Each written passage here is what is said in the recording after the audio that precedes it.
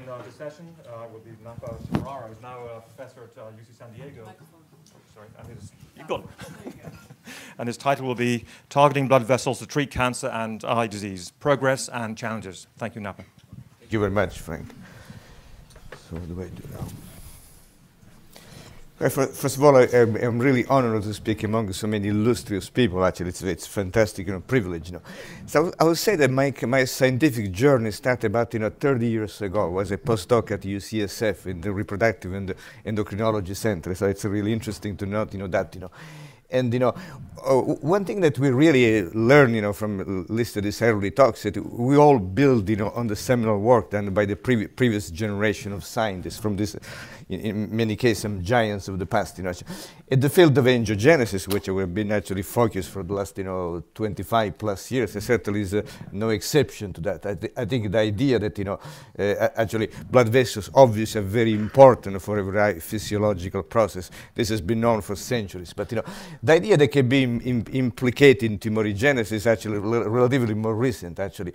It's an idea that was developed in the 30s and in the 40s, which was really very critical, actually, to advance this idea. Was a tool, which was the transparent chamber, which is this, which allows you to introduce a tissue or a tumor and then, directly visualize it, something which today is called intravital microscopy. And actually, this is one of the earliest, papers. Actually, it's one of my favorite, paper published in 1939. This investigator introduced was a rabbit tumor in one of these chambers, and as you can see, after a week actually after implantation, you see this very extensive, this very florid vascular supply. Actually, the tumor is in the middle, attracting this very tortuous, very serpiginous network of vessels. And actually, this investigator, if you just need to read only the very first paragraph of this paper, it's already a very clear idea, very clear vision of what angiogenesis can do. Actually, they were particularly interested in metastasis. They speculated that the metastatic tumor needs to develop its own vascular supply in order to be fed, and grow. And they built on this hypothesis. Actually, one of the conclusions of this paper was that the reason why this tumor is able, to grow so rapidly is because it produces a blood vessel growth, stimulating factor. This may be the first, time that in the literature this concept was presented. And of course, at that time in the 30s or in the 40s, the tools to advance this idea simply did not exist. And so one is to give lots of credit, to Judah Folkman, who is in the early 70s. Actually, he advanced this field. He was the first one to propose that this could be therapeutically important, targeting angiogenesis. But of course, it was easier said than done. And even though in the 80s or so there was lots of really extremely commendable work, trying to identify the regulators of angiogenesis, a number of molecules were identified. There were still lots of questions, lots of problems. For example, at the time when I was joined this field, in the 80s or so, the prototype member of the FGF family, which is acidic and basic FGF, were thought to be the most promising, the most important angiogenic factor. Primarily because this molecule were extremely potent when applied in a variety of bioassays. Actually, probably basic FGF is probably still the most potent angiogenic factor. And there is a number of other other molecules of a very different, chemical nature, etc. But what was really very clear, was very puzzling, that even though FGF was so potent, even some early attempt, to block FGF with antibody did really very little. There was really no inhibition of a tumor growth. And actually, a decade later, even the knockout of FGF, even the double knockout of acidic and basic FGF didn't have any vascular phenotype. So it was very disconcerting. Very perplexing to many people, actually, who did so much important work. And I like to quote, Mike, Klagsbrun was always an extremely, insightful investigator in this field. He made this point that even though there is lots of molecules, the fact that, they have this pharmacological activity in no way guarantees that this molecule are going to be physiological or pathophysiologically relevant. So there was that's where really the background in those days, what we knew. And actually, it was why I ended up, working in this field. It was from a totally different angle. Actually, as I said, I did my fellowship in the reproductive endocrinology center. Actually, my first mentor was Richard Weiner in Bob Jaffe's department. At the time, I was studying actually what seems to be pretty obscure field, which is the pituitary follicular stellate cells, which probably even endocrinology probably scarcely heard about, the cells. As you can see, the cells actually, unlike, the typical, secretory cells which produce like a prolactin or growth hormone, etc., etc., do not produce any typical hormone. They have this very interesting organization within the pituitary, which is like to astrocyte or macrophage. They have lots of foot-like projection, which very frequently end up in proximity with the blood vessels. So among maybe dozens of different hypotheses about the role of the cells, could be stem cells, could be etc., etc. There was this idea which was actually suggested by some very early morphology. These cells somehow participate in organizing or maintaining this very rich vascular supply of the pituitary. And at that time, I was very, very intrigued by that because I was able to develop some culture of bovine follicular cells, and I tested in the condition media, the condition media in some in endothelial cells at that time, and I saw this very strong mitogenic effect. At that time, it didn't seem to be anything particularly important because many people told me this is almost certainly is FGF for some of those family members. But thanks to now, actually, I was able to follow up, the story. Actually, in 1988, actually, I was also very fortunate to join Genentech. Give me this incredible opportunity to advance this field. And together with some colleagues, actually, we were able actually to we complete, the purification, the isolation of this molecule. Actually, I'm not going. There is no need, to look at these details, but the only point I would like to make in those days, probably be interesting, at least historically, to the new generation of scientists, in these pre-genomic days, to isolate a growth factor, you have to go, you have to purify the protein to homogeneity, which may take, several years. You have, to sequence, and then you can design some probe, based on the sequence. Actually, this is exactly what we did, This is what is underlined is the amino acid sequence, bovine, of this bovine protein, which we call VEGF, for reason which I think will become very obvious.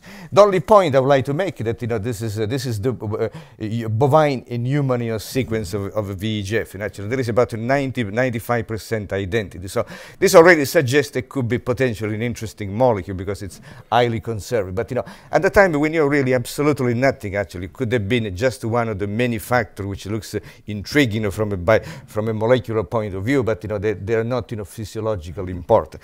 It took a number of years actually before we could have an idea of this molecule. So actually, this is a cartoon which illustrates work by many labs, certainly not only my lab. We've been able to identify the receptor for the VEGF family. Actually, the first receptor actually was identified in collaboration with Rusty Williams in the early 90s. My lab in Williams' lab, and subsequently this family of receptors, which have each 7 immunoglobulin-like domains, actually is the VEGF receptor family members. There are 2 receptors which bind, VEGF, VEGF receptor 1 and VEGF receptor 2.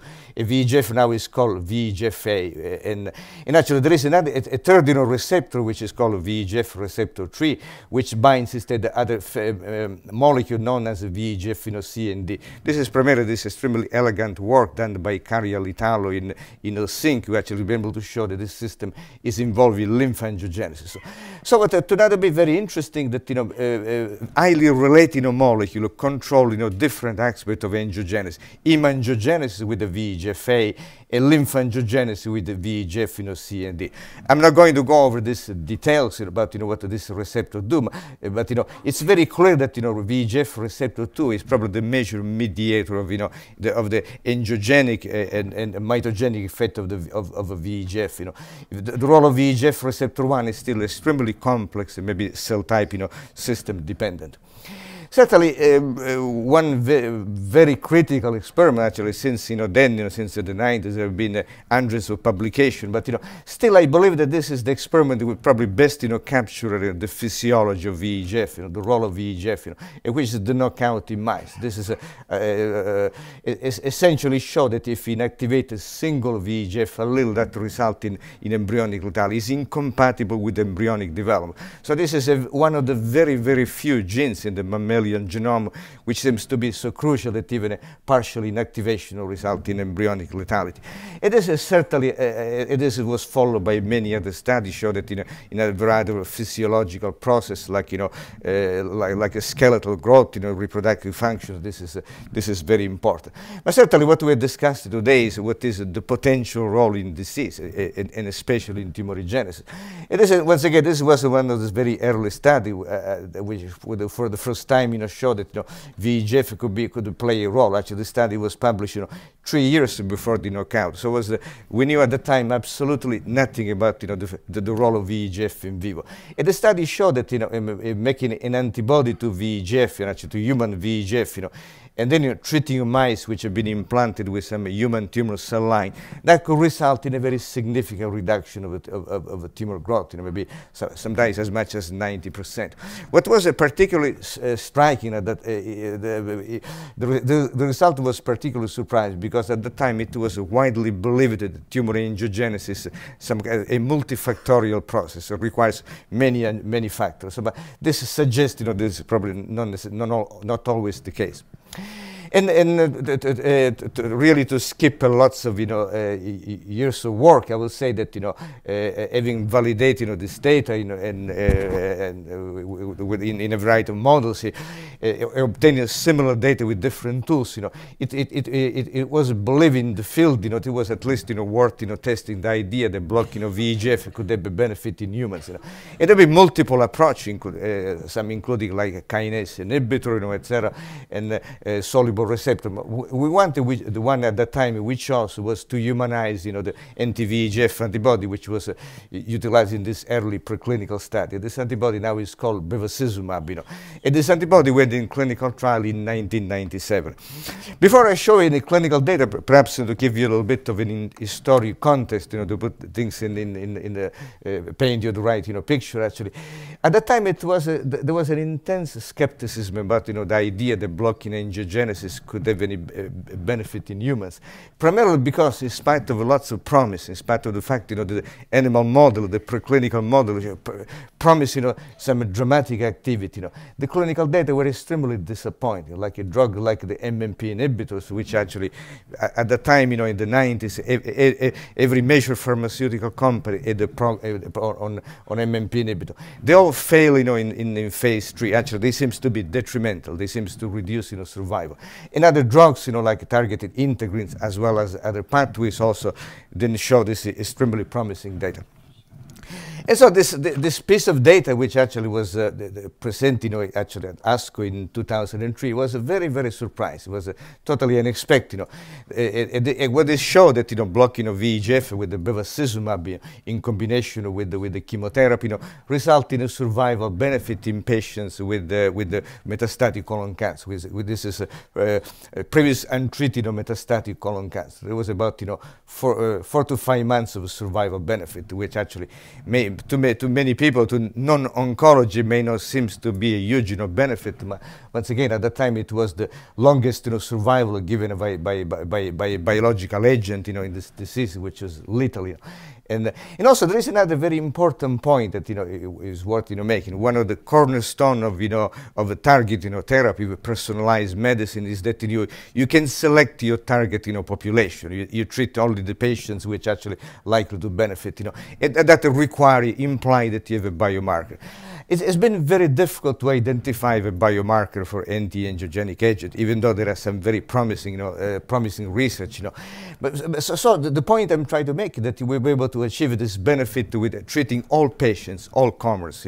And it's been calculated if you treat, for example, breast cancer patients, without any selection with their two, a drug like Herceptin would have required many thousands of patients to show a benefit. So they show that there is a really a significant benefit. And this drug has become a standard of therapy in colon cancer as well as a number of other diseases, actually. I'd like only to highlight a very recent example, because I think it's particularly interesting, is in cervical cancer. Actually, is one of those diseases we can actually directly visualize angiogenesis by colposcopy. Some previous very seminal work had showed that actually you can see this, actually this tortuous, this abnormal blood vessels, which actually actually they look very similar to the very initial slides, you know. And this is all mark of malignancy, you know. And a very recent study actually has been actually conducted by NIH, you know, actually called GOG 240, you know. It showed that, you know, combine, you know, bevacizumab with the chemotherapy result in a survival benefit in patients with cervical cancer, which has been a disease which has been traditionally very difficult, you know, to treat, you know. So this is, I think it's very quite interesting. Of course, you know, bevacizumab is not, you know, the only agent which has been actually used, you know, to target, you know, the VEGF, you know, pathway. Actually, this is a cartoon which is already incomplete, you know, was published a year ago. But, you know, today there are as many as 10 different, you know, VEGF, you know, pathway inhibitor which has been approved by the FDA for cancer, for a really interesting series of diseases which I'm going to mention in a little while, you know. And there is a bevacizumab, and there are primarily kinase inhibitors like sunitinib, sorafenib, you know, and as well as others. So there are many which are undergoing, you know, clinical development, you know, right now. So of course, you know, it's very obvious that we have not, you know, cured cancer with virtually with any treatment, except maybe some subset of patients. So the issue of resistance is very obvious. This is actually probably one of the slides which is most frequently shown, you know, in cancer meeting to illustrate, you know, the fact, you know, even some wonder drug like vemurafenib, which is, as Dr. Vogelstein, you know, characterized as a miraculous effect in patients with the BRAF, you know, mutant melanoma. Actually, shortly afterwards, you know, this is followed by essentially by the complete recurrence of the tumor. So essentially, which abolish any benefit. You know, so there is no subsequent, you know, benefit. And a very similar case could be made, you know, for other drug. For example, another drug we used to illustrate, you know, personalized medicine, like crizotinib, you know, in a subset of patients with the lung, you know, cancer, which have an ALK, you know, mutate. You know, even though there is a dramatic benefit at the beginning, the long-term benefit is much less than what it could be.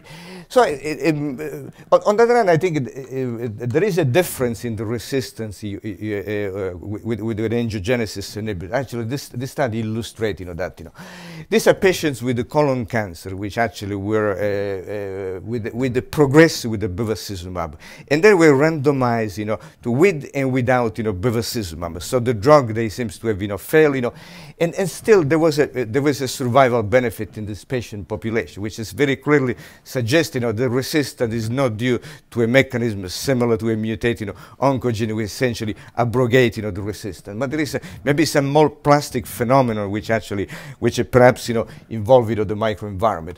It is actually, it's been the hypothesis actually we've been following, like many other people in the field, the idea that, you know, the plasticity and complexity of the microenvironment can explain, you know, some, you know, reduced response or if not, you know, complete, you know, resistance, you know, to anti-angiogenic agent. I'm not going to go into any of these details, but the idea is obvious that, you know, you can have, you know, not only the alternative angiogenic factor, but even different cell type, including, you know, immune cells, you know, fibroblasts, you know, actually you can participate in angiogenesis actually, and once again, this is the hypothesis we've been following over the last, you know, several years actually. Taking advantage of some newly developed antibody, we actually can block, you know, mouse and human VEGF. We've been able to select, you know, some cell line, you know, which are highly sensitive to anti-VEGF inhibition, some which have a reduced level of sensitivity. You know, actually, we thought to be very important to do the study in immunocompetent mice which have an intact immune system. And actually, what we found actually is that, you know, at least in the model we looked, you know, there is a very good correlation between, you know, resistance, or if you call it, you know, refractoriness to VEGF inhibitions, and recruitment of myeloid cells within the tumor microenvironment. Actually, as you can see, the TIB6 and B16F1 have a very few actually GFP positive bone marrow cells infiltrating the tumor. Instead, you know, the EL4 EL4, the LLC, actually, they have a lot of them. Actually, we're able to follow up, the story. We're able to show that actually these cells are primarily CD11B-GR1 myeloid cells, which is a very broad, population of cells, which include, neutrophils, macrophage, and the so-called myeloid-derived suppressor cells. And we're able to show, actually, I'm not going to go into these details in the interest of time, is that the cells actually they're not some kind of epiphenomenon or purely correlation with the resistance, but they're active player because, for example, if you take CD11B-GR1 myeloid cells from EL4 tumor-bearing mice and you co-inject with the TIB6, that seems to be sufficient to confer this resistance and vice versa. And actually, we're able to work out a pathway in this model. Certainly would be very simplistic to assume that this is the entire story, but we're able to show that a major myeloid growth factor with the GCSF is the one who is primarily responsible for this recruitment, this homing and recruitment of myeloid cells within the tumor microenvironment.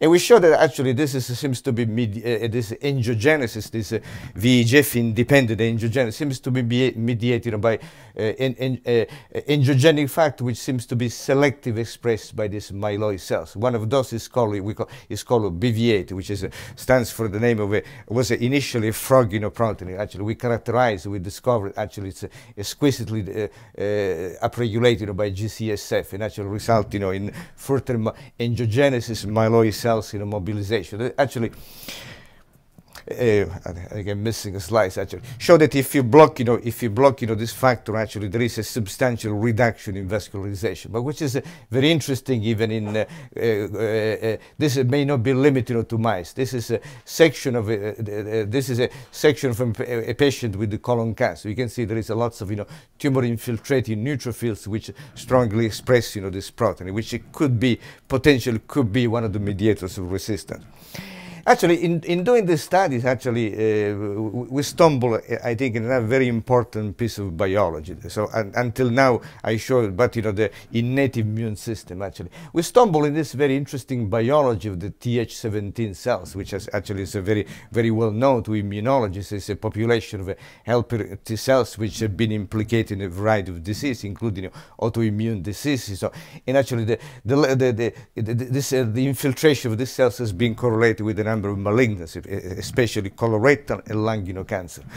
And a postdoc in the lab was actually still trying to dissect, the same resistance versus sensitive, tumor models, And actually, she found that, the EL4, which was one of the most, aggressive resistance, when you do it like a Luminex assay in vitro, show this, there is a number of cytokines, among which, IL-17 is very clearly stand out among, the most abundant, cytokines. And it's been known for a long time, actually, immunologists know very well that Th17 cells result in recruitment of the neutrophils. Actually, this is like a cascade of events, And so it was a really surprise, even though a little bit even gratifying to see that this mechanism also seems to be actually to fit in what were previously described. IL-17, produced either by the tumor actually or more frequently by Th17 cells actually result in upregulation of a GCSF within the stroma, which then in turn result in mobilization of the cells. Actually, this study showed that in IL-17 receptor knockout mice, you've almost completely abolished this infiltration and homing of a CD11B-GR1 myeloid cells. And actually, I'm not going to show this data in the interest of time. Also, we show that if you block VEGF, there is a very substantial infiltration of Th17 cells within the tumor microenvironment. It is actually some of the consequences of blocking of actually VEGF in combination with IL-17. This happened to be an orthotopic model of lung cancer. Once again, either VEGF anti-VEGF or anti-IL-17 alone have an effect, but there is a very clearly an additivity. And also we're able to show that there is actually a very nice correlation between the tumor infiltrated Th17 cells, and neutrophils express, this alternative angiogenic factor within, colorectal samples, And so very clearly, actually, there is a different way why IL-17 can play a role. In a subset of hematological malignancy, actually, is directly produced by tumor cells, but probably more importantly, actually, maybe more pathophysiologically relevant, can be produced by Th17 cells, actually, which can actually infiltrate, tumors and actually can result, in directly mobilization of myeloid cells. Actually, in the course of the study, I think we made another observation, actually, which was initially made by Steve Rosenberg, credit, to Steve, actually, blocking of VEGF, in most of the models, resulting in infiltration of lymphocytes, not just a Th17 cell, CD4 and CD8, lymphocyte within the tumor microenvironment. Actually, this could represent a substrate, to test the idea that actually blocking angiogenesis can be additivity with the immune therapy. Actually, there is actually a number of animal model, experimental model, which show exactly that. If you combine, an anti-VEGF antibody with anti-PD-L1, there is an additivity. And now there are some clinical trials going on right now testing this idea.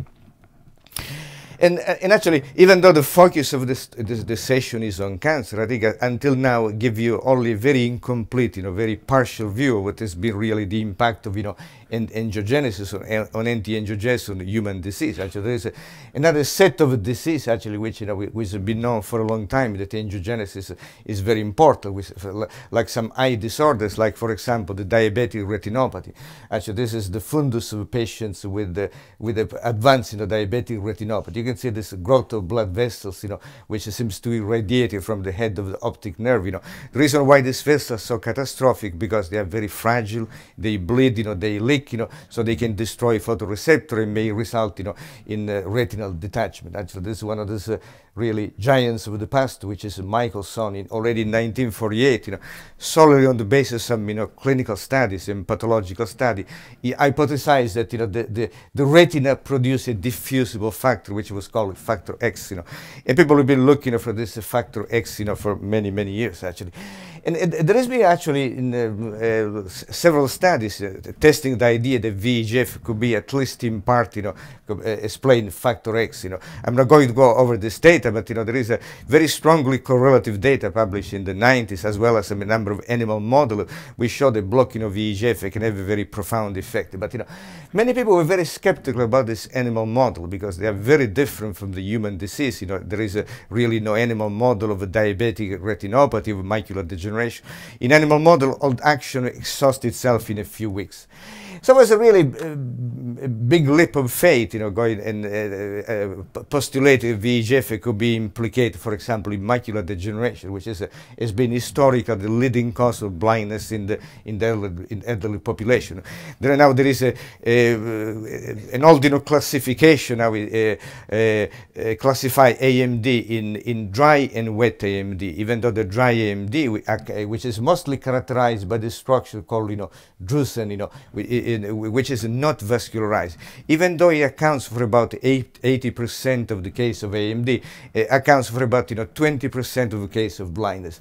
On the contrary, wet AMD, which is this drusen which has become vascularized, it's about happens in 20% of the case. Explains about the response for about 80% of the case of blindness. So this illustrates how destructive blood vessels can be, because even a very discrete lesion in the macula can destroy the photoreceptor and actually result in this kind of that's the way patients with AMD will see actually. Even though the peripheral vision can be to some degree preserved, but the central vision, which is of course the most critical for reading and driving, has been dramatically affected. And actually, in a decade ago, we initiated some clinical trial actually with an antibody fragment, which is an affinity mature antibody fragment called ranibizumab. and which was injected intravenously in patients with age-related macular degeneration.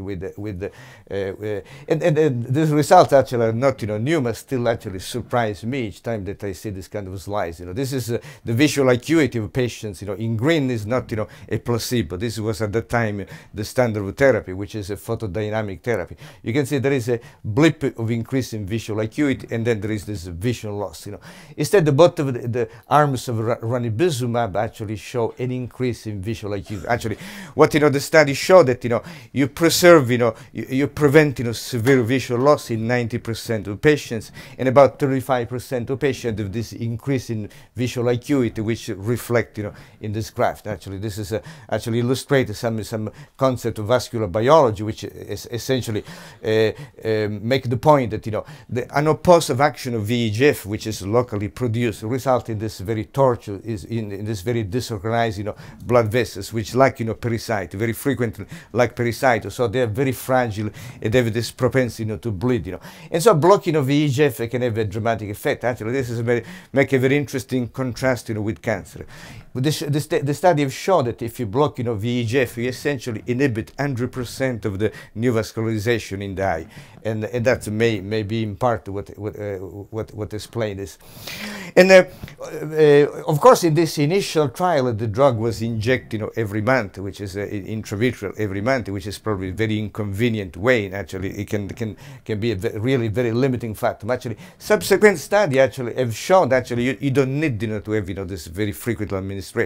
The study showed that actually after you have stabilized patients, the visual acuity has become stabilized. You need much less actually. You need actually a PRN treatment, which is when needed, when the ophthalmologist establishes it's needed. It's essentially equivalent to this monthly administration. Essentially 4 to 5 yearly injection of ranibizumab, probably other VEGF inhibitor can do something very similar.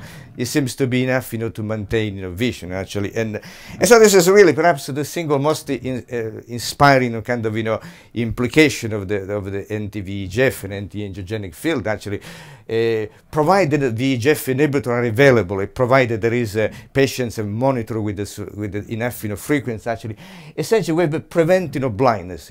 This is like wet AMD are no longer the leading cause of blindness in the elderly population. And actually, this is very much dependent on the strength of the economy. Actually, there was a very recent study presented at a retinal meeting in Hamburg a couple of months ago, which compare the outcome of patients with the VEGF inhibitor in different European countries. Actually, the best outcome was in the UK and in Germany, because patients were frequently monitored, etc., received the drug. It's sad of me to say, the worst outcome was in patients like Greece in Italy, with that very recently some financial problems. And finally, I'd like to conclude, this talk, say that, what has been the impact of VEGF inhibitor on disease. I think there has been a benefit in several tumor types, to the extent that this drug became a standard of therapy in a number of diseases, actually. But, admittedly, the more dramatic, benefit, perhaps the more transformative application has been in eye disease, which seems to have changed, the course of this disease. And there is a lots of challenge. For example, identify some biomarkers which allow to select, the cancer patients most responsive still is a major challenge, and I'm optimistic that can be accomplished. And also, once again, we learned the combination is the key to successful therapy, and actually I think that there is some very promising combination, including, for example, with immunotherapy, which needs to be further tested. And there is a lots of fundamental research which needs to be done to understand the mechanisms of resistance, and alternative pathway. Finally, I want to thank, it would be impossible to thank all the colleagues which have contributed to this work. Actually, I spent 25 years at Genentech, and for the last year I've been at UCST. So this only the most recent colleague and collaborator. We give it certainly fantastic contribution to the story. And thank you very much for your attention.